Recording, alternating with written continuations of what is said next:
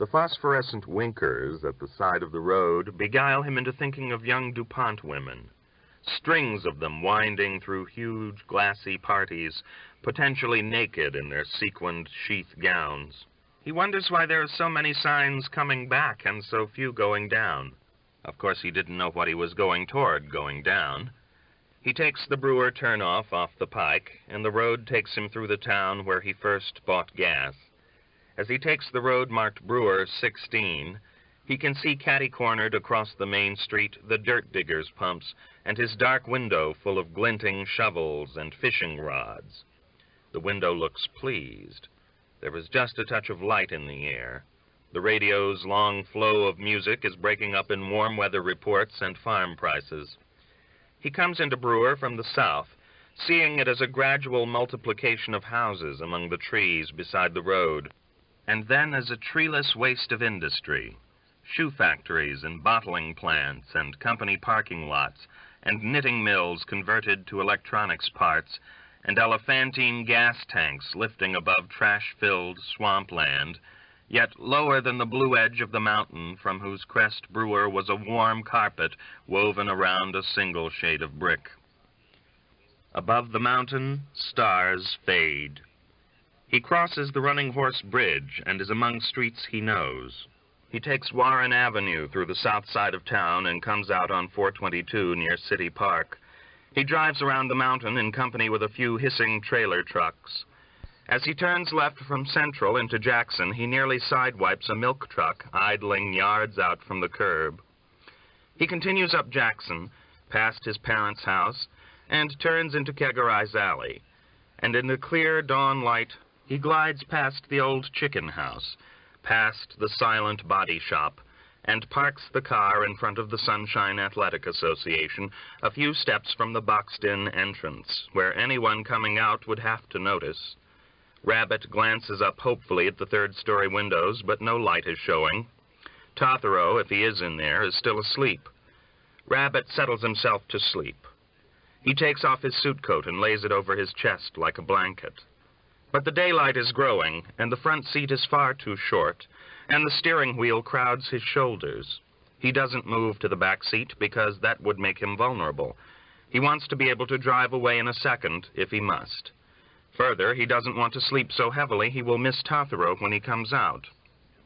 So there he lies, his long legs doubled up and no place really for his feet, gazing up with crusty vision across the steering wheel and through the windshield into the sky's flat, fresh blue. Today is Saturday, and the sky has that broad, bright, blunt Saturday quality Rabbit remembers from boyhood, when the sky of a Saturday morning was the blank scoreboard of a long game about to begin. A car goes by up the alley, and Rabbit closes his eyes, and the darkness vibrates with the incessant automobile noises of the night past. He sees again the woods, the narrow road, the dark grove full of cars, each containing a silent couple. He thinks again of his goal, lying down at dawn in sand by the Gulf of Mexico, and it seems in a way that the gritty seat of his car is that sand, and the rustling of the waking town, the rustling of the sea. He must not miss Tothero. He opens his eyes and tries to rise from his stiff shroud. He wonders if he has missed any time. The sky is the same. He becomes anxious about the car windows. He hoists his chest up on one elbow and checks them all. The window above his head is open a crack, and he cranks it tight and pushes down all the lock buttons. This security relaxes him hopelessly. He turns his face into the crack between seat and back. This twisting pushes his knees into the tense, upright cushion, an annoyance that for the moment makes him more wakeful. He wonders where his son slept, what Janice has done, where his parents and her parents hunted, whether the police know.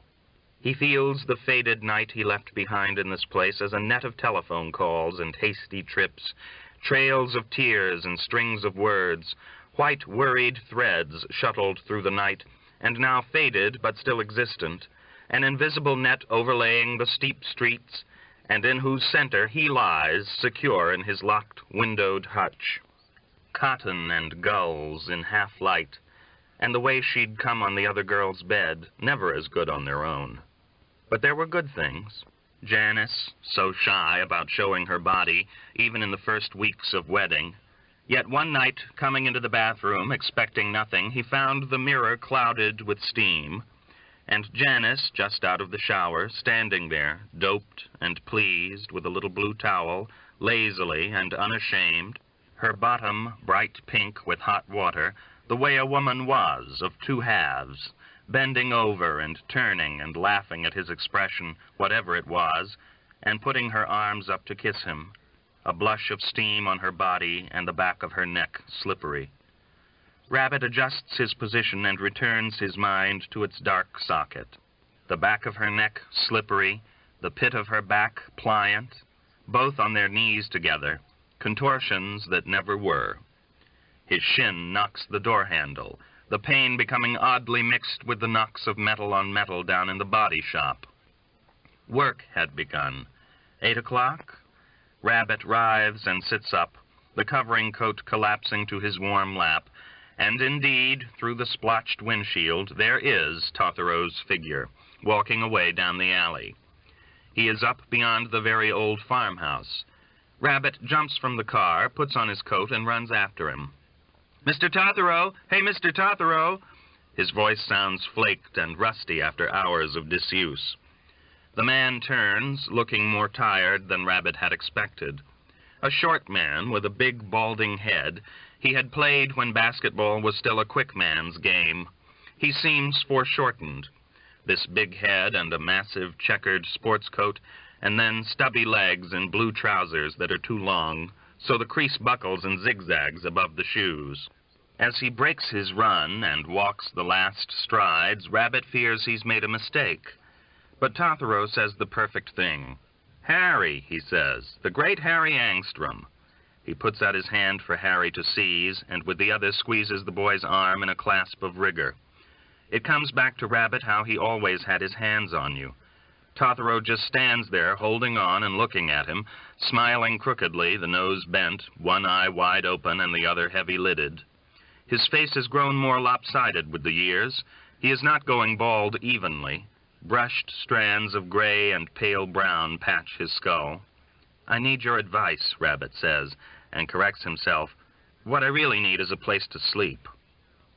Tothero is silent before replying. His great strength is in these silences. Other men hasten to respond instantly, as if they were always embarrassed, but Tothero has the disciplinarian's trick of waiting a moment, as if he considers everything. It gives him great weight. At last he asks, "What's happened to your home?" "Well, it kind of went." "How do you mean?" "It was no good. I've run out. I really have." Another pause.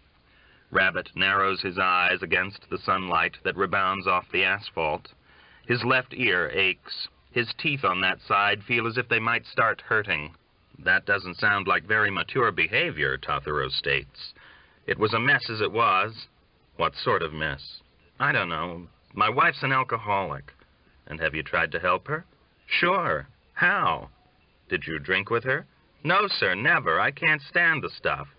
I just don't like the taste." He says this readily, proud to be able to report to his old coach that he has not abused his body. "Perhaps you should have," Tothero offers after a moment. "Perhaps if you had shared this pleasure with her, she could have controlled it." Rabbit, dazed by the sun, numb through weariness, can't follow this thought. "It's Janice Springer, isn't it?" Tothero asks. "Yeah. God, she's dumb. She really is." "Harry, that's a harsh thing to say, of any human soul." Rabbit nods because Tothero himself seems certain of this. He is beginning to feel weak under the weight of the man's pauses. These pauses seem longer than he remembered them, as if Tothero, too, feels their weight. Fear touches Rabbit again. He suspects his old coach is addled, and begins all over. "I thought maybe I could sleep a couple hours somewhere in the sunshine. Otherwise, I might as well go home. I've had it." To his relief, Tothero becomes all bustling action, taking his elbow, steering him back along the alley, saying, "Yes, of course, Harry. You look terrible, Harry, terrible." His hand holds Rabbit's arm with metallic inflexibility, and as he pushes him along, Rabbit's bones jolt, pinned at this point. Something frantic in so tight a grip diminishes the comfort of its firmness. Tothero's voice, too, having turned precise, hasty, and gay, cuts into Rabbit's woolly state too sharply. "You asked me for 2 things, he says. 2 things. A place to sleep and advice. Now, Harry, I'll give you the place to sleep, provided, Harry, that when you wake up, the 2 of us have a long and serious talk about this crisis in your marriage. I'll tell you this now. It's not so much you I'm worried about. I know you well enough to know you always land on your feet, Harry. It's not so much you as Janice. She doesn't have your coordination. Do you promise?" "Sure. Promise what?" "Promise, Harry, we'll thrash out a way between us to help her." "Yeah, but I don't think I can. I mean, I'm not that interested in her." They reach the cement steps and the wood weather box of the entrance. Tothero opens the door with a key he has. The place is empty, the silent bar shadowy, and the small round tables looking rickety and weak without men sitting at them. The electrical advertisements behind the bar are unplugged and dead. Dusty tubing and tinsel. Tothero says in a voice too loud, "I don't believe it. I don't believe that my greatest boy would grow into such a monster." Monster. The word seems to clatter after them as they climb the stairs to the 2nd floor. Rabbit apologizes. "I'll try to think when I get some sleep." "Good boy. That's all we want." What does he mean, we? All these tables are empty. Sunlight strikes blonde squares into the drawn tan shades above a low radiator dyed black with dust. Men's steps have worn paths in the narrow bare floorboards. Tothero leads him to a door he has never entered. They go up a steep flight of attic stairs, a kind of nailed-down ladder between whose steps he sees sections of insulated wire and ragged gaps of carpentry. They climb into comparative light. "Here's my mansion," Tothero says, and fidgets with his coat pocket flaps. The tiny room faces east. A slash in a window shade throws a long knife of sun on a side wall above an unmade army cot. The other shade is up. Between the windows stands a bureau cleverly made of 6 beer cases wired together, 3 high and 2 wide. In the 6 boxes are arranged shirts in their laundry cellophane, folded undershirts and shorts, socks balled in pairs, handkerchiefs, shined shoes, and a leather-backed brush with a comb stuck in the bristles. From 2 thick nails, some sport coats, jarringly gay in pattern, are hung on hangers. Tothero's housekeeping stops at caring for his clothes. The floor is dotted with rolls of fluff. Newspapers and all kinds of magazines, from the National Geographic to teenage crime confessions and comic books, are stacked around. The space where Tothero lives merges easily with the rest of the attic, which is storage space, containing old pinochle tournament charts and pool tables and some lumber and metal barrels and broken chairs with cane bottoms and a roll of chicken wire and a rack of softball uniforms hung on a pipe fixed between 2 slanting beams and blocking out the light from the window at the far end. "Is there a men's?" Rabbit asks. "Downstairs, Harry." Tothero's enthusiasm has died. He seems embarrassed. While Rabbit uses the toilet, he can hear the old man fussing around upstairs, but when he returns, he can see nothing changed. The bed is still unmade. Tothero waits and Rabbit waits, and then realizes Tothero wants to see him undress, and undresses, sliding into the rumpled, lukewarm bed in his T-shirt and jockey shorts. Though the idea is distasteful, getting into the old man's hollow, the sensations are good, being able to stretch out at last, and feeling the solid, cool wall close to him, and hearing cars moving, maybe hunting him far below. He twists his neck to say something to Tothero, and is surprised by solitude. The door at the foot of the attic steps has closed, and footsteps diminish down 1, 2 flights of stairs, and a key scratches in the outside door, and a bird cries by the window, and the clangor of the body shop comes up softly. The old man's standing there was disturbing, but Rabbit is sure that's not his problem. Tothero's problem, he knows, is in the other direction. Female. Why watch? Suddenly Rabbit knows. It takes Tothero back in time. Because of all the times he had stood in locker rooms watching his boys change clothes. Solving this problem relaxes Rabbit's muscles. He remembers the couple with linked hands running on the parking lot outside the diner in West Virginia, and regrets that it hadn't been him about to nail her. Feel her open up in the cavity of the car, her seaweed hair sprawling. Red hair? There? He imagines West Virginia girls as coarse, hard-boiled laughers, like the young whores in Texas. Their sugar drawls always seemed to be poking fun, but then he was so young. Coming down the street with Hanley and Jarzillo and Schamberger, the tight khaki making him feel nervous, and the planes breaking away on all sides, the horizon no higher than his knees, it seemed, and the houses showing families sitting on sofas inside, like chickens at roost, facing TVs. Jarzillo, a maniac, cackling. Rabbit couldn't believe this house was right. It had flowers in the window, actual living flowers innocent in the window, and he was tempted to turn and run. Sure enough, the woman who came to the door could have been on television selling cake mix. But she said, "Come on in, boys. Don't be shy. Come on in and have a good time." She said it so motherly, and there they were, not as many as he had pictured, in the parlor, on old-fashioned-looking furniture, with scrolls and knobs. That they were pretty homely made him less timid, just ordinary factory-looking women. You wouldn't even call them girls, with a glaze on their faces like under fluorescent lights. They pelted the soldiers with remarks like balls of dust, and the men sneezed into laughter and huddled together, surprised and numb. The one he took, but she took him, came up and touched him. Hadn't buttoned her blouse more than one button from the last one, and upstairs asked him in her gritty sugar voice if he wanted the light on or off. And when, out of choked throat, he answered off, laughed, and then, now and then, smiled under him, working around to get him right, and even speaking kindly. "You're all right, honey. You're gone along all right."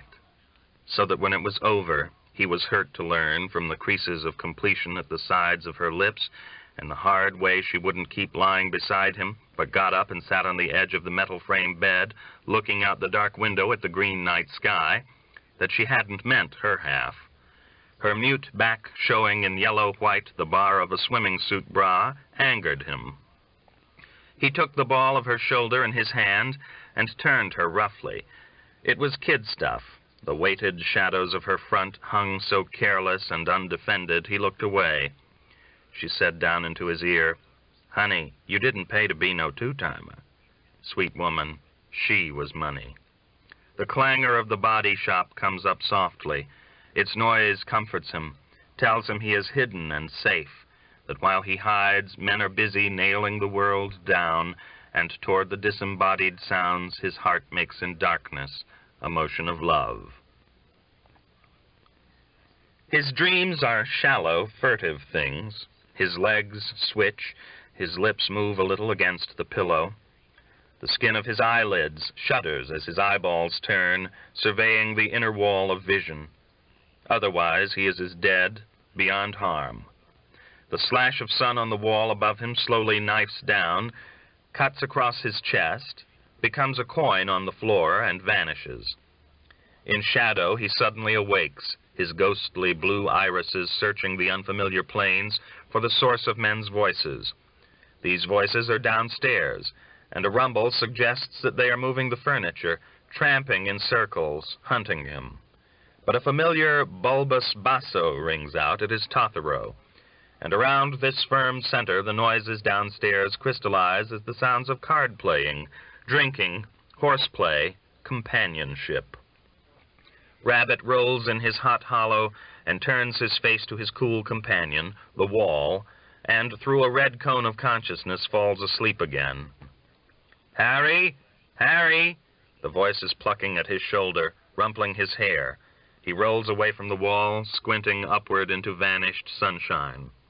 Tothero sits in the shadows, a hulk of darkness dense with some anxiousness. His dirty milk face leans forward, scarred by a lopsided smile. There is a smell of whiskey. "Harry, I've got a girl for you." "Great, bring her in." The old man laughs uneasily. What does he mean? "You mean Janice?" "It's after 6 o'clock. Get up. Get up, Harry. You've slept like a beautiful baby. We're going out." "Why?" Rabbit meant to ask where. "To eat, Harry. To dine. D-I-N-E. Rise, my boy. Aren't you hungry? Hunger, hunger." He's a madman. He jumps off the bed, pivots a few times on his quick man's little feet, and goes through the motions of bringing things to his mouth. "Oh, Harry, you can't understand an old man's hunger. You eat, and it's never the right food. You can't understand that." He walks to the window and looks down into the alley, his lumpy profile leaden in the dull light. Rabbit slides back the covers, angles his naked legs over the edge, and holds himself in a sitting position. The sight of his thighs, parallel, pure, aligns his groggy brain. The hair on his legs, once a thin blonde fur, is getting dark and whiskery. The odor of his sleep-soaked body rises to him. "What's this girl business?" he asks. "What is it? Yes, what is it?" he asks, and utters 3 obscenities in a stream, touching a woman in her 3 parts.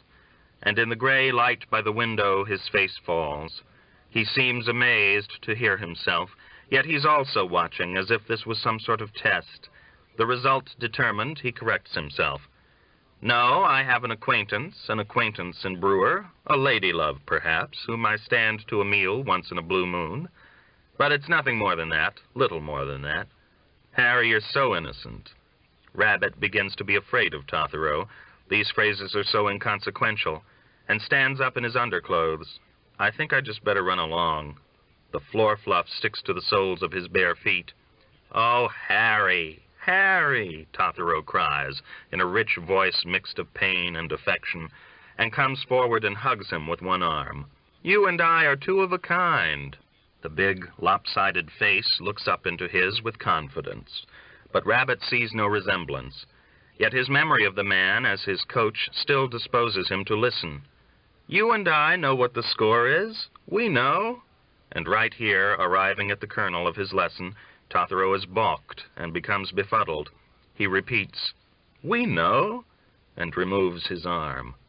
Rabbit says, "I thought we were going to talk about Janice when I woke up."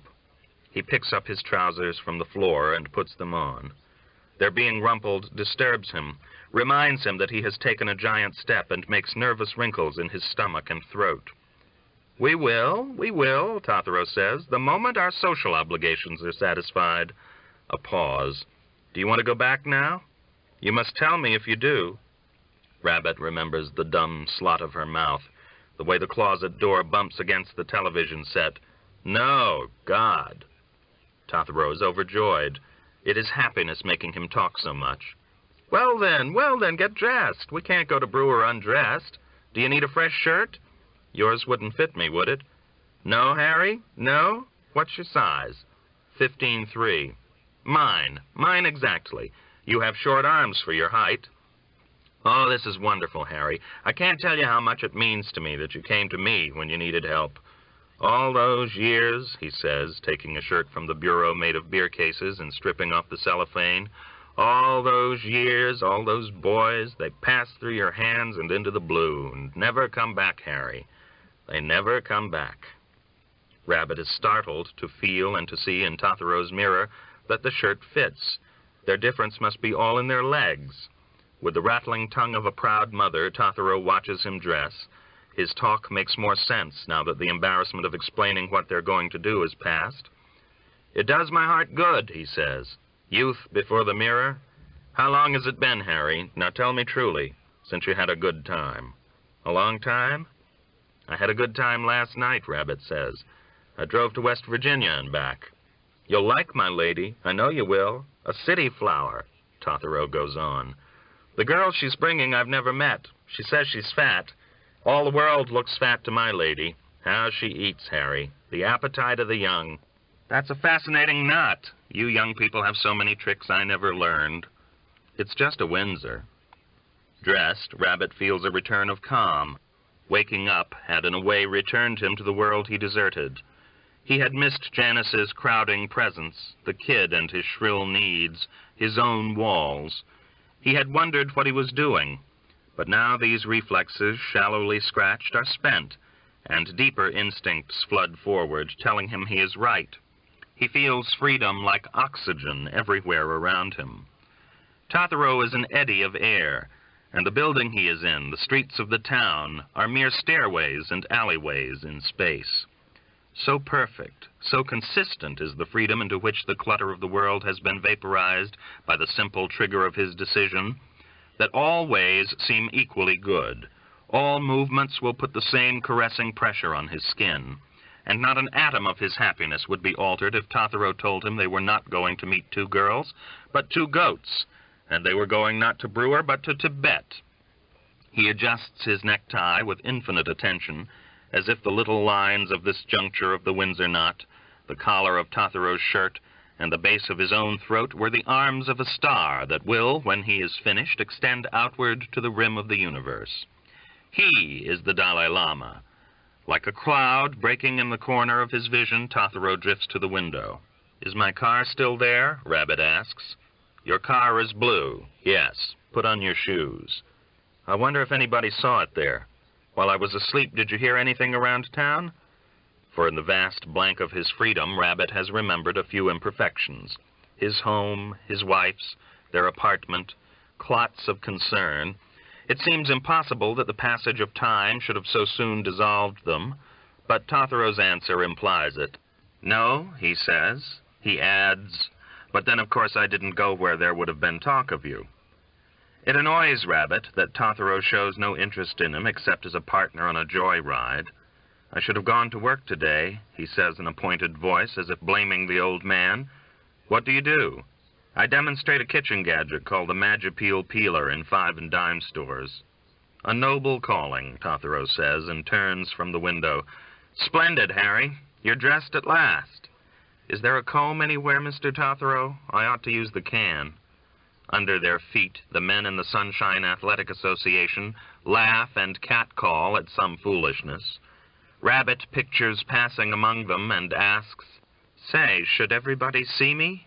Tothero becomes indignant, as he used to now and then at practice, when everybody was just fooling around the basket and not going into the drills. "What are you afraid of, Harry? That poor little Janice Springer? You overestimate people. Nobody cares what you do. Now, we'll just go down there and don't be too long in the toilet. And I haven't heard any thanks from you for all I've done for you and all I am doing." He takes the comb stuck in the brush bristles and gives it to Harry. A dread of marring his freedom blocks the easy gesture of expressing gratitude. Rabbit pronounces thanks thin-lipped. They go downstairs. Contrary to what Tothero had promised, all of the men, old men mostly, but not very old, so that their impotence has a nasty vigor, look up with interest at him. Insanely, Tothero introduces him repeatedly. "Fred, this is my finest boy, a wonderful basketball player, Harry Angstrom. You probably remember his name from the papers. He twice set a county record in 1950, and then he broke it in 1951. A wonderful accomplishment." "Is that right, Marty?" "Harry, an honor to meet you." Their alert, colorless eyes, little dark smears like their mouths, feed on the strange sight of him and send acid impressions down to be digested in their disgusting big beer-tough stomachs. Rabbit sees that Tothero is a fool to them and is ashamed of his friend and of himself. He hides in the lavatory. The paint is worn off the toilet seat, and the wash basin is stained by the hot water faucet's rusty tears. The walls are oily and the towel rack empty. There is something terrible in the height of the tiny ceiling, a square yard of a dainty metal pattern covered with cobwebs in which a few white husks of insects are suspended. His depression deepens, becomes a kind of paralysis. He walks out and rejoins Tothero, limping and stiffly grimacing, and they leave the place in a dream. He feels affronted, vaguely invaded when Tothero gets into his car. But just as in a dream, he never stops to question. Rabbit slides in behind the wheel, and in the renewed relation of his arms and legs to the switches and pedals, puts on again the mantle of power. His wet-combed hair feels stiff on his head. He says sharply, So you think I should have drunk with Janice? Do what the heart commands, Tothero says. The heart is our only guide. He sounds weary and far away. Into Brewer? There is no answer. Rabbit drives up the alley, coming to Potter Avenue, where the water from the ice plant used to run down. He goes right, away from Wilbur Street, where his apartment is, and 2 more turns bring him into Central Street, heading around the mountain to Brewer. On the left, land drops away into a chasm, floored by the slick, still width of the Running Horse River. On the right, gasoline stations glow. Twirlers flicker on strings. Spotlights protest. As the town thins, Tothero's tongue loosens. The ladies we're going to meet now, Harry. I have no conception of what the other one will be like, but I know you'll be a gentleman, and I guarantee you'll like my friend. She is a remarkable girl, Harry, with 7 strikes against her from birth, but she's done a remarkable thing. What? She's come to grips. Isn't that the whole secret, Harry? To come to grips? It makes me happy and humble to have, as I do, this very tenuous association with her. Harry? Yeah? Do you realize, Harry, that a young woman has hair on every part of her body? I hadn't thought about it. Distaste, like an involuntary glandular secretion, has stained his throat. Do, Tothero says. Do think about it. They are monkeys, Harry. Women are monkeys. He says it so solemn, Rabbit has to laugh. Tothero laughs too, and comes closer on the seat. Yet we love them, Harry, don't we? Harry, why do we love them? Answer that, and you'll answer the riddle of life. He is squirming around, crossing and uncrossing his legs, leaning over and tapping Rabbit's shoulder and jerking back and glancing out the side window and turning and tapping again. I am a hideous person, Harry, a person to be abhorred. Harry, let me tell you something. As a coach, he was always telling you something. My wife calls me a person to be abhorred. But do you know when it began? It began with her skin.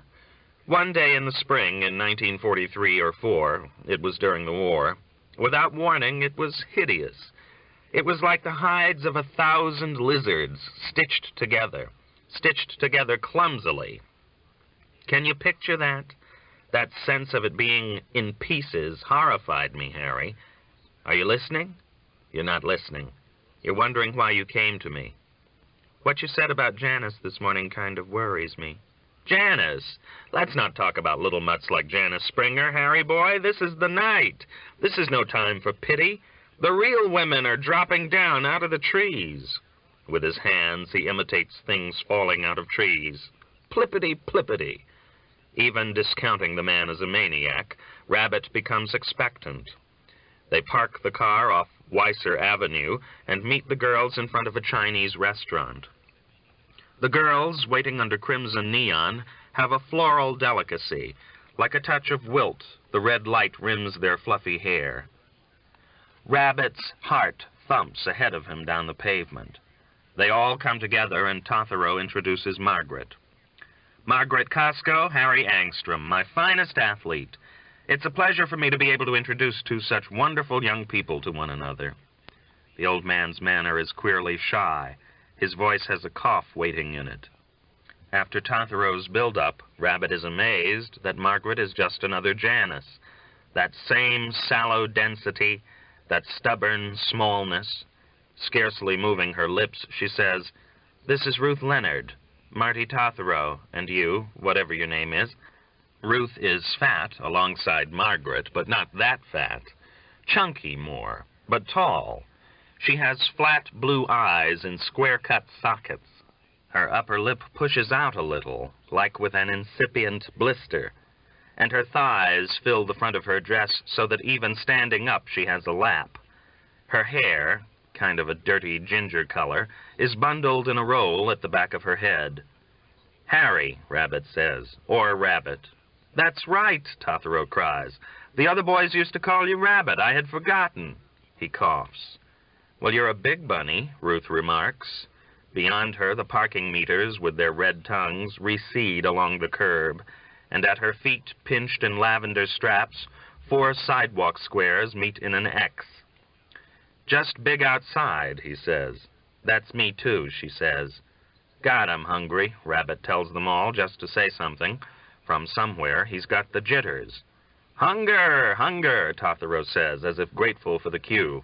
Where shall my little ones go? Here? Harry asks.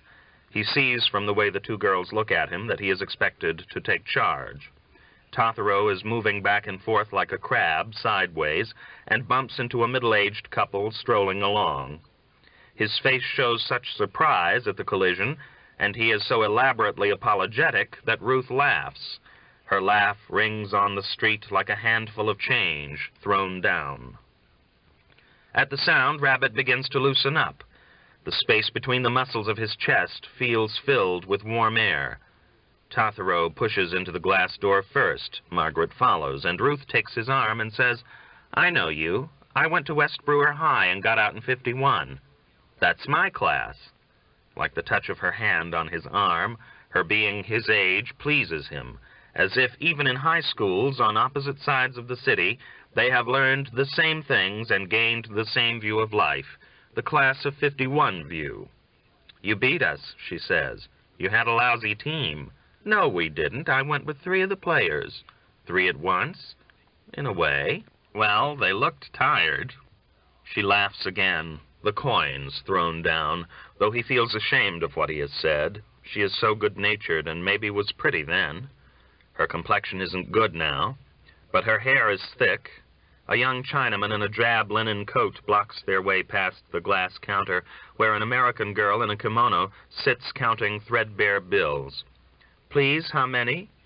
4, Rabbit says when Tothero is silent. Unexpected, generous gesture, Ruth slips off her short white coat and gives it to Rabbit, soft, bunched cloth. The motion stirs up a smell of perfume on her. 4, yes, please, this way, and the waiter leads them to a red booth. The place has just recently reopened as Chinese. Pink paintings of Paris are still on the wall. Ruth staggers a little. Rabbit sees from behind that her heels, yellow with strain, tend to slip sideways in the net of lavender straps that pin her feet to the spikes of her shoes. But under the shiny green stretch of her dress, her broad bottom packs the cloth with a certain composure. Her waist tucks in trimly, squarely, like the lines of her face. The cut of the dress bears a big V-shaped piece of her fat, fair back. In arriving at the booth, he bumps against her. The top of her head comes to his nose. The prickly smell of her hair stitches the store-bought scent behind her ears. They bump because Tothero is ushering Margaret into her seat so ceremoniously, a gnome at the mouth of his cave. Standing there waiting, Rabbit is elated to think that a stranger passing outside the restaurant window, like himself last night outside that West Virginia diner, would see him with a woman. He seems to be that stranger, staring in, envying himself his body and his woman's body. Ruth bends down and slides over. The skin of her shoulders gleams and then dims in the shadow of the booth. Rabbit sits down too and feels her rustle beside him, settling in the way women do, fussily as if making a nest. He discovers he has held onto her coat. Pale, limp pelt, it sleeps in his lap. Without rising, he reaches up and hangs it on the coat pole hook above him. Nice to have a long arm, she says, and looks in her purse and takes out a pack of Newports. Tothero says I have short arms. Where'd you meet that old bum? This so Tothero can hear if he cares. He's not a bum. He's my old coach. Want one? A cigarette. He wavers. I've stopped. So that old bum was your coach, she sighs. She draws a cigarette from the turquoise pack of Newports and hangs it between her orange lips and frowns at the sulfur tip as she strikes a match, with curious feminine clumsiness, away from her, holding the paper match sideways and thus bending it. It flares on the 3rd scratch. Margaret says, Ruth? Bum, Tothero says, and his heavy face looks unwell and lopsided in cagey mirth, as if he's started to melt. I am, a vile old bum fallen among princesses. Margaret sees nothing against her in this and puts her hand on top of his on the table, and in a solemn, dead voice insists, "You're nothing like a bum." "Where is our young Confucian?" Tothero asks, and looks around with his free arm uplifted. When the boy comes, he asks, "Can we be served alcoholic beverages here?" "We bring in from next door," the boy says. Funny the way the eyebrows of Chinese people look embedded in the skin instead of sticking out from it. Their faces look washed always. "Double Scotch whiskey," Tothero says. "My dear?" "Daiquiri," Margaret says. It sounds like a wisecrack. "Children?" Rabbit looks at Ruth. Her face is caked with orange dust. Her hair, which seemed at first glance dirty blonde or faded brown, is in fact many colors, red and yellow and brown and black, each hair passing in the light through a series of tints, like the hair of a dog. "Hell," she says, "I guess a daiquiri." "3," Rabbit tells the boy, thinking a daiquiri will be like a limeade. The waiter recites, "3 daiquiri, 1 double whiskey scotch on the rocks," and goes. Rabbit asks Ruth, "When's your birthday?" "August. Why?" "Mine's April," he says. "I win." "You win," as if she knows how this makes him feel warmer. You can't feel master, quite, of a woman who's older. "If you recognized me," he asks, "why didn't you recognize Mr. Tothero? He was coach of that team." "Who looks at coaches? They don't do any good, do they?" "Don't do any good? A high school team is all coach, isn't it?" Tothero answers, "It's all boy, Harry. You can't make gold out of lead. You can't make gold out of lead." "Sure you can," Rabbit says. "When I came out in my freshman year, I didn't know my feet from my elbow." "Yes, you did, Harry. Yes, you did. I had nothing to teach you. I just let you run." He keeps looking around. "You were a young deer," he continues, "with big feet." Ruth asks, "How big?" Rabbit tells her. 12D, how big are yours?" "They're tiny," she says. "Teeny-weeny little." "It looked to me like they were falling out of your shoes." He pulls his head back and slumps slightly to look down past the table edge into the submarine twilight where her foreshortened calves hang like tan fish. They dart back under the seat. "Don't look too hard, you'll fall out of the booth," she says, ruffled, which is good. Women like being mussed. They never say they do, but they do. The waiter comes with the drinks and begins laying their places with paper placemats and lusterless silver. He does Margaret and is halfway done on Tothero when Tothero takes the whiskey glass away from his lips and says in a freshened, tougher voice, "Cutlery? For oriental dishes? Don't you have chopsticks?" "Chopsticks, yes. Chopsticks all around," Tothero says positively. "When in Rome?" "Don't take mine," Margaret cries, slapping her hand with a clatter across her spoon and fork when the waiter reaches. "I don't want any sticks." "Harry and Ruth?" Tothero asks. "Your preference?" The daiquiri does have the taste of limeade, riding like oil on the top of a raw, transparent taste. "Sticks," Rabbit says in a deep voice, delighted to annoy Margaret. "In Texas, we never touched metal to chicken hoo-fooey." "Ruth?" Tothero's facial attitude toward her is timid and forced. "Oh, I guess. If this dope can, I can." She grinds out her cigarette and fishes for another. The waiter goes away like a bridesmaid with his bouquet of unwanted silver. Margaret is alone in her choice, and this preys on her.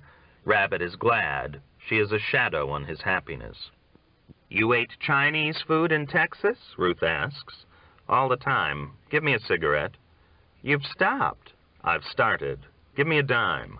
"A dime? The hell I will." The needless urgency of her refusal offends him. It sounds as if she wants a profit.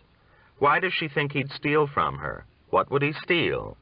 He dips into his coat pocket and comes up with coins and takes a dime and puts it into the little ivory tune selector that burns mildly on the wall by their table. Leaning over past her face, he turns the leaves, listing titles, and finally punches the buttons for Roxville, PA. Chinese food in Texas is the best Chinese food in the United States, except Boston, he says. "Listen to the big traveler," Ruth says. She gives him a cigarette. He forgives her about the dime. "So you think," Tothero says steadily, "that coaches don't do anything?" "They're worthless," Ruth says. "Hey, come on," Rabbit says. The waiter comes back with their chopsticks and 2 menus.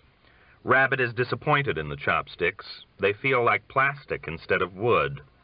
The cigarette tastes rough, a nose full of straw. He puts it out. Never again. "We'll each order a dish and then share it," Tothero tells them. "Now, who has favorites?" "Sweet and sour pork," Margaret says. One thing about her, she is very definite. "Harry?" "I don't know." "Where's the big Chinese food specialist?" Ruth asks. "This is in English. I'm used to ordering from a Chinese menu." Come on. Tell me what's good." "Hey, cut it out. You're getting me rattled." "You were never in Texas," she says. He remembers the house on that strange, treeless residential street, the green night growing up from the prairie, the flowers in the window, and says, "Absolutely I was." "Doing what?" "Serving Uncle."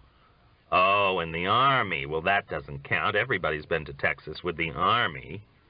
"You order whatever you think is good," Rabbit tells Tothero. He is irritated by all these Army veterans Ruth seems to know, and strains to hear the final bars of the song he spent a dime to play.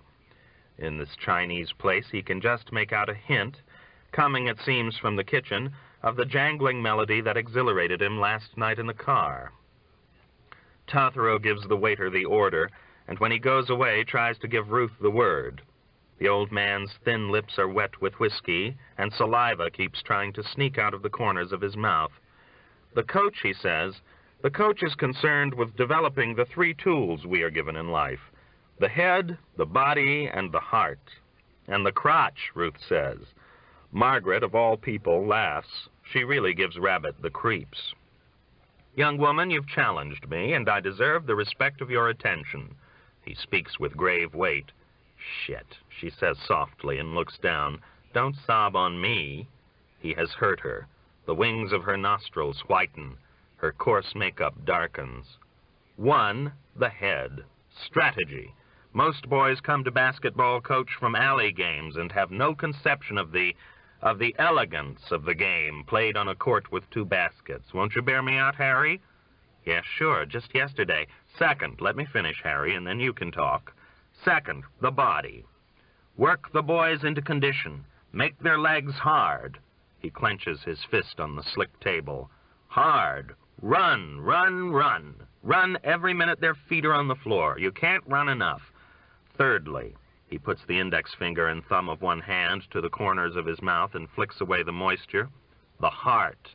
And here, the good coach, which I, young lady, certainly tried to be, and some say was, has his most solemn opportunity. Give the boys the will to achieve. I've always liked that better than the will to win, for there can be achievement even in defeat. Make them feel yes, I think the word is good, the sacredness of achievement, in the form of giving our best. He dares a pause now, and wins through it, glancing at each of them in turn to freeze their tongues. A boy who has had his heart enlarged by an inspiring coach, he concludes, can never become, in the deepest sense, a failure in the greater game of life. Confident that he has sold them, he draws on his glass, which is mostly ice cubes. As he tilts it up, they ride forward and rattle against his lips. Ruth turns to Rabbit and asks quietly, as if to change the subject, "What do you do?" He laughs. "Well, I'm not sure I do anything anymore. I should have gone to work this morning. It's kind of hard to describe. I demonstrate something called the Magipeel kitchen peeler. And I'm sure he does it well," Tothero says. "I'm sure that when the Magipeel Corporation Board sits down at their annual meeting and asks themselves, now who has done the most to further our cause with the American public, the name of Harry Rabbit Angstrom leads the list." "What do you do?" Rabbit asks her in turn. "Nothing," Ruth answers. "Nothing." And her eyelids make a greasy blue curtain as she sips her daiquiri. Her chin takes something of the liquid's green light. The Chinese food arrives. Delicious saliva fills his mouth. He really hasn't had any since Texas. He loves this food that contains no disgusting proofs of slain animals, a bloody slab of cow haunch, a hen's sinewy skeleton. These ghosts have been minced and destroyed and painlessly merged with the shapes of insensate vegetables, plump green bodies that invite his appetite's innocent gusto, candy, heaped on a smoking breast of rice. Each is given such a tidy hot breast, and Margaret is in a special hurry to muddle hers with glazed chunks. All eat well.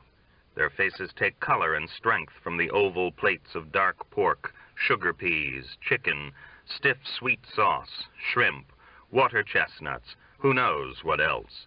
Their talk grows hearty. "He was terrific," Rabbit says of Tothero. "He was the greatest coach in the county. I would have been nothing without him."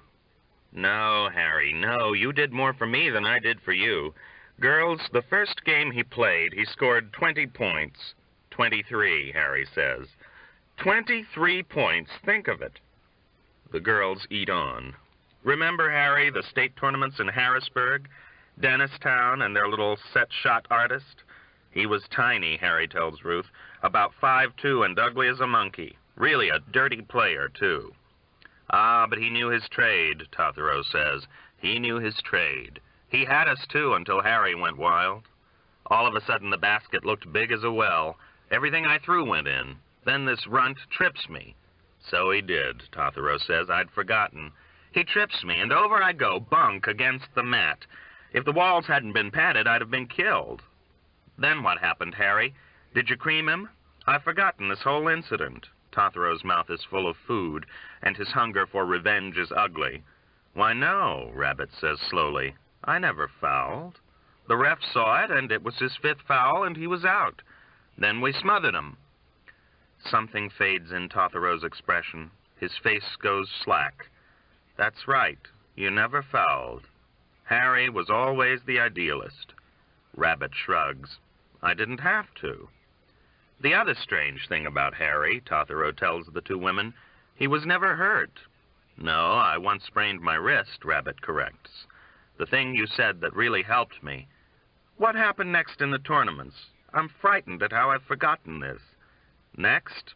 Penoke, I think. Nothing happened. They beat us." "They won? Didn't we beat them?" "Oh, hell no. They were good. They had 5 good players. What we have. Just me, really. We had Harrison, who was okay, but after that football injury, he never had the touch, really." "Ronnie Harrison?" Ruth asks. Rabbit is startled. "You know him?" Harrison had been a notorious bedbug. "I'm not sure," she says, complacently enough. "Shortish guy with kinky hair, a little bitty limp?" "No, I don't know," she says. "I don't think so." She is pleasingly dexterous with the chopsticks and keeps one hand lying palm up on her lap. He loves when she ducks her head, that thick, simple neck moving forward, making the broad tendons on her shoulder jump up, to get her lips around a piece of something. Pinched with just the right pressure between the sticks. Funny how plump women have that delicate touch. Margaret shovels it in with her dull, bent silver. "We didn't win," Tothero repeats and calls, "Waiter!" When the boy comes, Tothero asks for another round of the same drinks. "No, not for me, thanks," Rabbit says. "I'm high enough on this as it is." "You're just a big, clean-living kid, aren't you, Margaret says. She doesn't even know his name yet. God, he hates her. "The thing I started to say, the thing you said that really helped me," Rabbit says to Tothero, "is that business about almost touching your thumbs on the two-handers. That's the whole secret, really, getting the ball in front of your hands, where you get that nice lifty feeling. Just swoops off." His hands show how. "Oh, Harry," Tothero says sadly, "you could shoot when you came to me. All I gave you was the will to win, the will to achievement." "You know my best night," Rabbit says. "My best night wasn't that 40-pointer that time against Allenville. It was in my junior year. We went down to end of the county real early in the season to play a funny little hick school, about 100 in all 6 grades. What was its name? Bird's Nest, something like that. You'll remember." "Bird's Nest," Tothero says. "No. It was the only time I think we ever scheduled them. Funny little square gymnasium where the crowd sat up on the stage. Some name that meant something." Bird's nest, Tothero says. He is bothered. He keeps touching his ear. Oriole, Rabbit exclaims, perfect in joy. Oriole High. This little kind of spread-out town. And it was early in the season, so it was kind of warm still, and going down in the bush you could see the things of corn like wigwams out in the fields. And the school itself kind of smelled of cider. I remember you made some joke about it. You told me to take it easy. We were down there for practice, and we weren't supposed to try, you know, to smother 'em. Your memory is better than mine, Tothero says. The waiter comes back, and Tothero takes his drink right off the tray before the boy has a chance to give it to him. So, Rabbit says, we go out there, and there are these 5 farmers clumping up and down, and we get about 15 points up right away, and I just take it easy. And there are just a couple dozen people sitting up on the stage, and the game isn't a league game, so nothing matters much. And I get this funny feeling I can do anything, just drifting around, passing the ball. And all of a sudden I know, you see, I know I can do anything. The second half, I take maybe just 10 shots, and every one of them goes right in. Not just bounces in, but doesn't touch the rim, like I'm dropping stones down a well. And these farmers running up and down, getting up a sweat, they didn't have more than 2 substitutes. But we're not in their league either, so it doesn't matter much to them. And the one ref just leans over against the edge of the stage, talking to their coach. Oriole High. Yeah, and then afterwards, their coach comes down into the locker room, where both teams are changing, and gets a jug of cider out of a locker, and we all passed it around. Don't you remember? It puzzles him, yet makes him want to laugh, that he can't make the others feel what was so special. He resumes eating. The others are done and on their second drinks. Yes, sir, Hoosie, you're a real sweet kid, Margaret tells him. Pay no attention, Harry, Tothero says. That's the way tramps talk. Margaret hits him. Her hand flies up from the table and across her body into his mouth, flat but without a slapping noise. Sacco, Ruth says. Her voice is indifferent. The whole thing is so quiet that the Chinaman, clearing their dishes away, doesn't look up and seems to hear nothing. We're going, Tothero announces and tries to stand up, but the edge of the table hits his thighs, and he can stand no higher than a hunchback. The slap has left a little twist in his mouth that Rabbit can't bear to look at. It's so ambiguous and blurred, such a sickly mixture of bravado and shame and, worst, pride or less than pride, conceit. This deadly smirk issues the words, Are you coming, my dear? Son of a bitch, Margaret says, yet her little hard nut of a body slides over, and she glances behind her to see if she is leaving anything, cigarettes or a purse. Son of a bitch, she repeats, and there is something pretty in the level way she says it. Both she and Tothero seem calmer now, determined and kind of rigid. Rabbit starts to push up from the table, but Tothero sets a rigid, urgent hand on his shoulder, the coach's touch, that Rabbit had so often felt on the bench, just before the pat on the bottom that sent him into the game. No, no, Harry, you stay. One apiece. Don't let our vulgarity distract you. I couldn't borrow your car, could I? Huh? How would I get anywhere? Quite right. You're quite right. Forgive my asking. No, I mean, you can if you want. In fact, he feels deeply reluctant to part with a car that is only half his. Tothero sees this. No, no, it was an insane thought. Good night. You bloated old bastard, Margaret says to him. He glances toward her, then down, fuzzily. She is right, Harry realizes. He is bloated. His face is lopsided like a tired balloon. Yet this balloon peers down at him as if there was some message bulging it, heavy and vague, like water. Where will you go? Tothero asks. I'll be fine. I have money. I'll get a hotel, Rabbit tells him. He wishes now that he has refused him a favor that Tothero would go. The door of my mansion is open, Tothero says. There's the one cot only, but we can make a mattress. No, look, Rabbit says severely. You've saved my life, but I don't want to saddle you. I'll be fine. I can't thank you enough anyway. We'll talk sometime, Tothero promises. His hand twitches and accidentally taps Margaret's thigh. I could kill you, Margaret says at his side, and they go off, looking from the back like father and daughter, past the counter where the waiter whispers with the American girl, and out the glass door, Margaret first. The whole thing seems so settled, like little wooden figures going in and out of a barometer. God, he's in sad shape. Who isn't? Ruth asks. You don't seem to be. I eat is what you mean. No, listen. You have some kind of complex about being big. You're not fat. You're right in proportion. She laughs, catches herself, looks at him, laughs again, and squeezes his arm and says, Rabbit, you're a Christian gentleman. Her using his own name enters his ears with unsettling warmth. What's she hit him for, he asks, giggling in fear that her hands, resting on his forearm, will playfully poke his side. He feels in her grip the tension of this possibility. She likes to hit people. She once hit me. Yeah, but you probably asked for it. She replaces her hand on the table. So did he. He likes being hit. He asks, You know him? I've heard her talk about him. Well, that's not knowing him. That girl is dumb. Isn't she? She's dumber than you can know. Look, I know. I'm married to her twin. Oh, married. Hey, what's this about Ronnie Harrison? Do you know him? What's this about you being married? Well, I was. Still am. He regrets that they have started talking about it. A big bubble, the enormity of it, crowds his heart. It's like when he was a kid and suddenly thought, coming back from somewhere at the end of a Saturday afternoon, that these trees, this pavement, was life, the real and only thing. Where is she? This makes it worse, picturing Janice. Where would she go? Probably with her parents. I just left her last night. Oh, then this is just a holiday. You haven't left her. I think I have. The waiter brings them a plate of sesame cakes. Rabbit takes one, tentatively, thinking they will be hard, and is delighted to have it become in his mouth mild, elastic jelly through the shell of bland seeds. The waiter asks, Gone for good, your friends? It's okay, I'll pay, Rabbit says. The Chinaman nods and retreats. You're rich? Ruth asks. No, poor. Are you really going to a hotel? They both take several sesame cakes.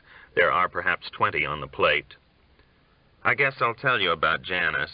I never thought of leaving her until the minute I did. All of a sudden it seemed obvious. She's about 5'6", sort of dark-complected. I don't want to hear about it. Her voice is positive.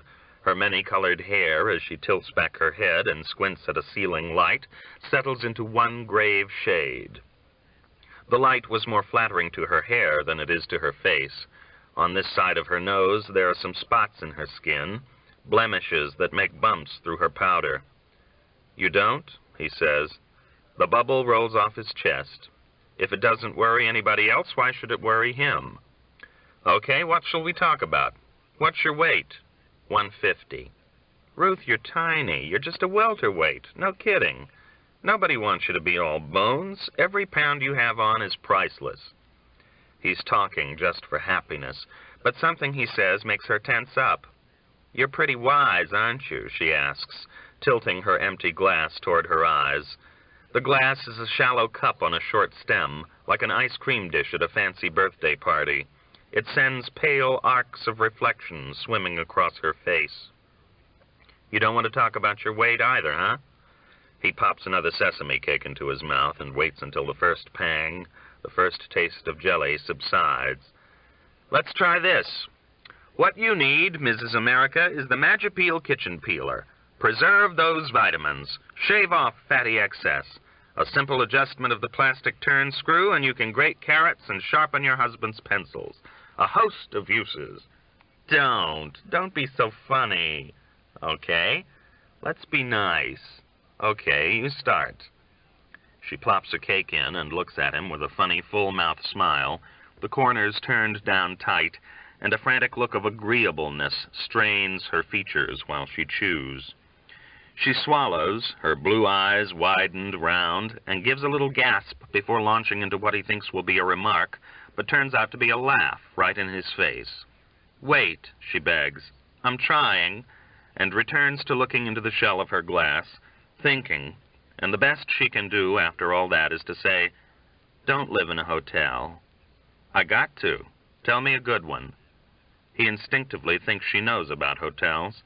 At the side of her neck, where it shades into her shoulder, there is a shallow white hollow where his attention curls and rests.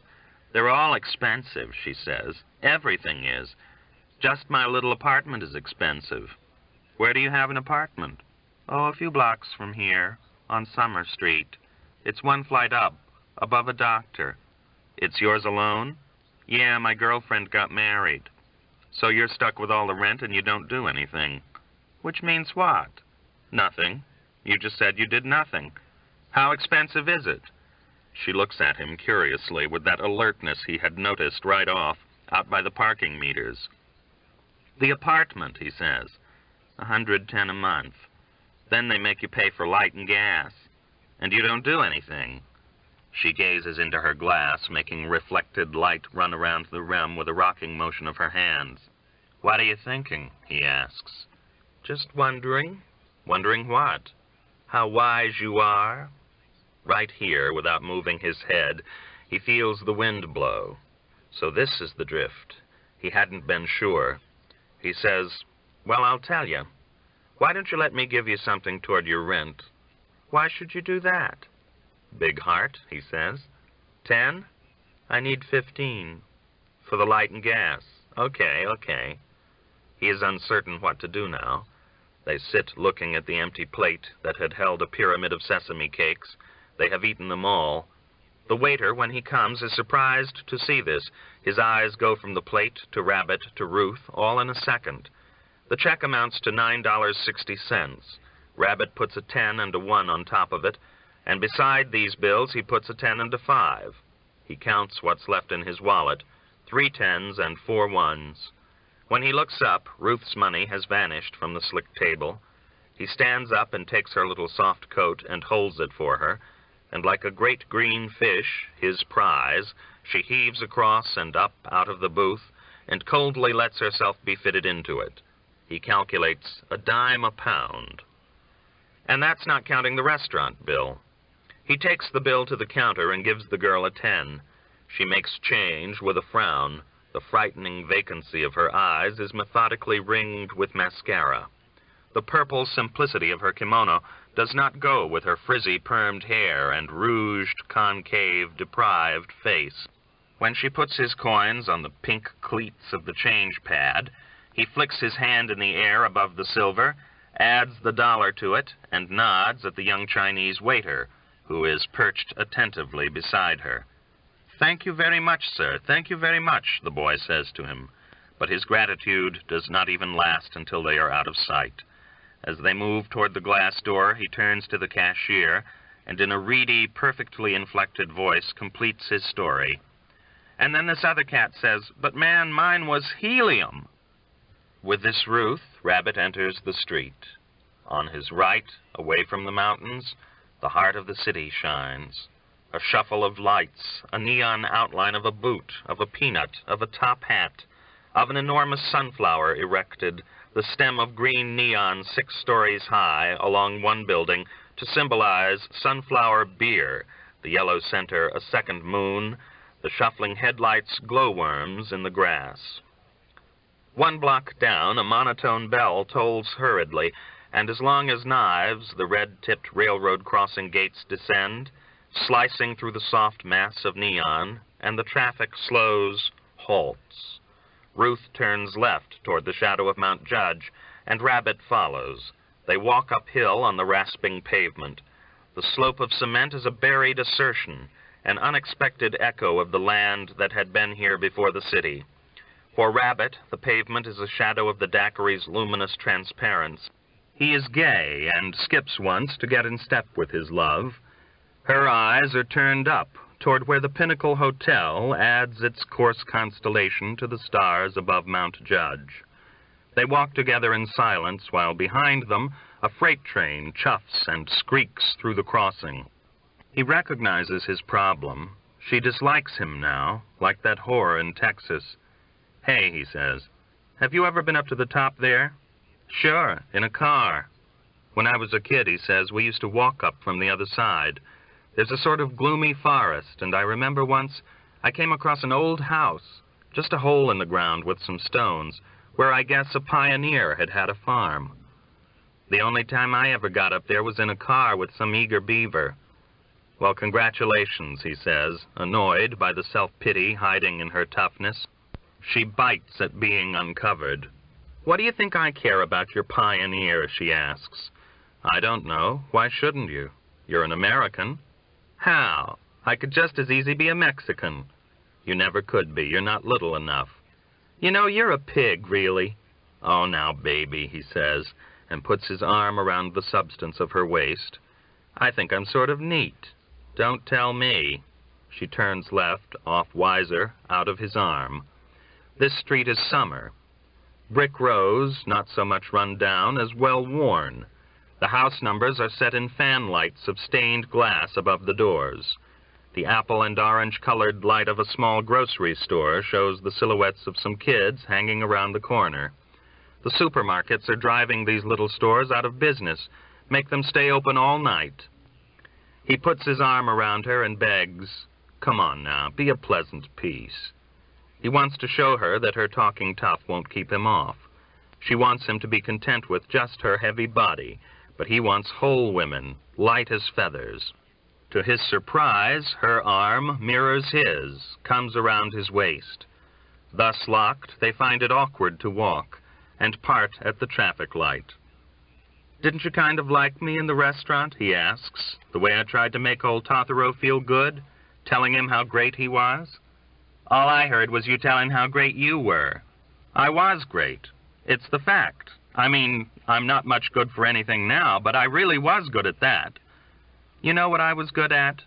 "What?" "Cooking." "That's more than my wife is, poor kid." "Remember how in Sunday school they'd tell you everybody God made was good at something? Well, that was my thing, cooking. I thought, Jesus, now I'll really be a great cook." "Well, aren't you?" "I don't know. All I do is eat out." "Well, stop it." "It's in the trade," she says, and this really stops him. He doesn't think of her this bluntly. It frightens him to think of her this way. It makes her seem, in terms of love, so vast. "Here I am," she says. Her building is brick, like all the others on the west side of the street. Across the way, a big limestone church hangs like a gray curtain under the street lamp. They go in, passing beneath stained glass. The vestibule has a row of doorbells under brass mailboxes, and a varnished umbrella rack, and a rubber mat on the marble floor, and 2 doors, one to the right with frosted glass, and another in front of them of wire-reinforced glass through which he sees rubber-treaded stairs. While Ruth fits a key in this door, he reads the gold lettering on the other. F.X. Pellegrini, M.D. "Old fox," Ruth says, and leads him up the stairs. She lives 1 flight up. Her door is the one at the far end of a linoleum hall nearest the street. He stands behind her as she scratches her key at the lock. Abruptly, in the cold light of the street lamp, which comes through the 4 flawed panes of the window by his side, blue panes, so thin-seeming the touch of 1 finger might crack them, he begins to tremble, first his legs, and then the skin of his sides. The key fits, and her door opens. Once inside, as she reaches for the light switch, he knocks her arm down, pulls her around, and kisses her. It's insanity. He wants to crush her. A little gauge inside his ribs doubles and redoubles his need for pressure, just pure pressure. There is no love in it, love that glances and glides along the skin. He is unconscious of their skins. It is her heart he wants to grind into his own, to comfort her completely. By nature, in such an embrace, she grows rigid. The small, moist cushion of slack willingness with which her lips had greeted his dries up and turns hard, and when she can get her head back and her hand free, she fits her palm against his jaw and pushes as if she wanted to throw his skull back into the hall. Her fingers curl, and a long nail scrapes the tender skin below 1 eye. He lets her go. The nearly scratched eye squints, and a tendon in his neck aches. "Get out," she says, her chunky mussed face ugly in the light from the hall. He kicks the door shut with a backward flip of his leg. "Don't," he says. "I had to hug you." He sees in the dark she is frightened. Her big black shape has that pocket in it, that his instinct feels like a tongue probing a pulled tooth. The air tells him he must be motionless. For no reason, he wants to laugh. Her fear and his inner knowledge are so incongruous. He knows there is no harm in him. Hug, she says. Kill felt more like it. I've been loving you so much all night, he says. I had to get it out of my system. I know all about your systems. One squirt and done. It won't be, he promises. It better be. I want you out of here. No, you don't. You all think you're such lovers. I am, he assures her. I am a lover. And on a tide of alcohol and stirred semen, he steps forward in a kind of swoon. Though she backs away, it is not so quickly that he cannot feel her socket of fear healing. The room they are in, he sees by streetlight, is small, and 2 armchairs and a sofa bed and a table furnish it. She walks into the next room, a little larger, holding a double bed. The shade is half drawn, and low light gives each nubbin of the bedspread a shadow. All right, she says, you can get into that. Where are you going? Her hand is on a doorknob. In here. You're going to undress in there? Yeah. Don't. Let me undress you. Please? In his concern, he has come to stand beside her and touches her arm now. She moves her arm from under his touch. You're pretty bossy. Please, please. Her voice grates with exasperation. I have to go to the John. But come out dressed. I have to do something else, too. Don't do it. I know what it is. I hate them. You don't even feel it. But I know it's there, like a rubber kidney or something. Ruth laughs. Well, aren't you choice? Do you have the answer, then? No, I hate them even worse. Look, I don't know what you think your $15 entitles you to, but I got to protect myself. If you're going to put a lot of gadgets in this, give me the 15 back. She tries to twist away, but now he holds the arm he touched. She says, Say, do you think we're married or something, the way you boss me around? The transparent wave moves over him again, and he calls to her in a voice that is almost inaudible. Yes, let's be. So quickly her arms don't move from hanging at her sides. He kneels at her feet and kisses the place on her fingers where a ring would have been. Now that he is down there, he begins to undo the straps of her shoes. Why do you women wear heels, he asks, and yanks her one foot up, so she has to grab the hair on his head for support. Don't they hurt you? He heaves the shoe, sticky web, through the doorway into the next room, and does the same to the other. Her feet being flat on the floor gives her legs firmness all the way up. He puts his hands around her ankles and pumps them up and down briskly between the boxy ankle bones and the circular solid fat of her calves. He has a nervous habit of massage. Come on, Ruth says in a voice slightly tense with the fear of falling, his weight pinning her legs. Get into bed. He senses the trap. No, he says, and stands up. You'll put on a flying saucer. No, I won't. Listen, you won't know if I do or don't. Sure I will. I'm very sensitive. Oh, Lord. Well, anyway, I got to take a leak. Go ahead, I don't care, he says, and won't let her close the bathroom door. She sits, like women do, primly. At home, he and Janice had been trying to toilet train Nelson, so leaning there in the doorway, he feels a ridiculous paternal impulse to praise her. She is so tidy. Good girl, he says when she rises, and leads her into the bedroom. The edges of the doorway they pass through seem very vivid and sharp. They will always be here. Behind them, the plumbing vibrates and murmurs.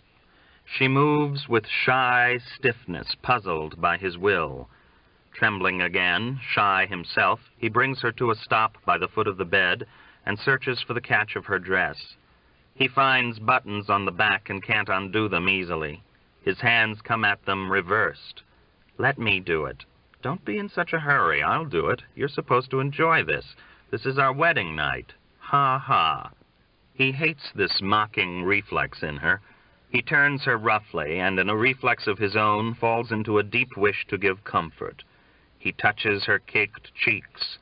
She seems small as he looks down into the frowning planes of her set, shadowed face. He moves his lips into one eye socket, gently, trying to say this night has no urgency in it, trying to listen through his lips to the timid pulse beating in the bulge of her lid. With a careful impartiality he fears she will find comic, he kisses also her other eye. Then, excited by the thought of his own tenderness, his urgency spills. His mouth races across her face, nibbling, licking, so that she does laugh, tickled, and pushes away. He locks her against him, crouches, and presses his parted teeth into the fat, hot hollow at the side of her throat. Ruth tenses at his threat to bite, and her hands shove at his shoulders, but he clings there, his teeth bared in a silent exclamation, crying out against her smothering throat that it is not her crotch he wants, not the machine, but her. Though there are no words, she hears this and says, "Don't try to prove you're a lover on me, just come and go." "You're so smart," he says, and starts to hit her, checks his arm, and offers instead, "Hit me. Come on, you want to, don't you? Really pound me." "My Lord," she says, "this'll take all night." He plucks her limp arm from her side and swings it up toward him, but she manages her hand so that 5 bent fingers bump against his cheek painlessly. "That's what poor Maggie has to do for your old bastard friend." He begs, "Don't talk about them." "Damn men," she continues. "Either want to hurt somebody or be hurt." "I don't, honest. Either one." "Well, then undress me and stop screwing around." He sighs through his nose. "You have a sweet tongue," he says. "I'm sorry if I shock you." Yet in her voice is a small metallic withdrawal, as if she really is. "You don't," he says, and businesslike stoops and takes the hem of her dress in his hands. His eyes are enough accustomed to the dark now to see the cloth is green. He peels it up her body, and she lifts her arms, and her head gets caught for a moment in the neck hole. She shakes her head crossly, like a dog with a scrap, and the dress comes free, skims off her arms into his hands, floppy and faintly warm. He sails it into a chair, hulking in a corner. "God," he says, "you're pretty." She is a ghost in her silver slip. Dragging the dress over her head has loosened her hair. Her solemn face tilts as she quickly lifts out the pins. Her hair falls out of heavy loops. "Yeah," she says, "pretty plump." "No," he says, "you are," and in the space of a breath goes to her and picks her up, great glistening sugar in her sifty-grained slip, and carries her to the bed and lays her on it. "So pretty." "You lifted me," she says. "That'll put you out of action."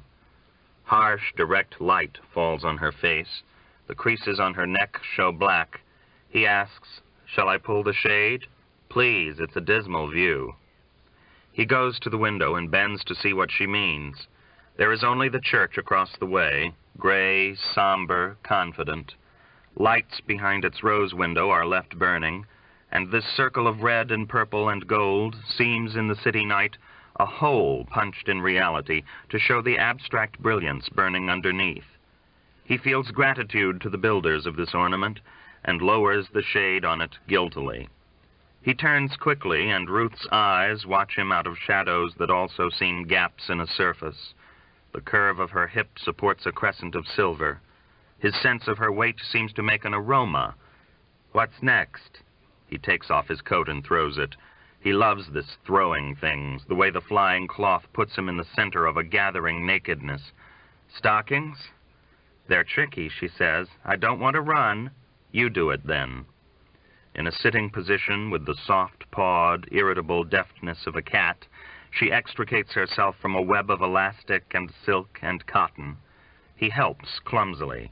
His uncertain touches gather in his own body, bending him into a forest smelling of spice. He is out of all dimension and in a dark land, and a tender, entire woman seems an inch away around a kind of corner.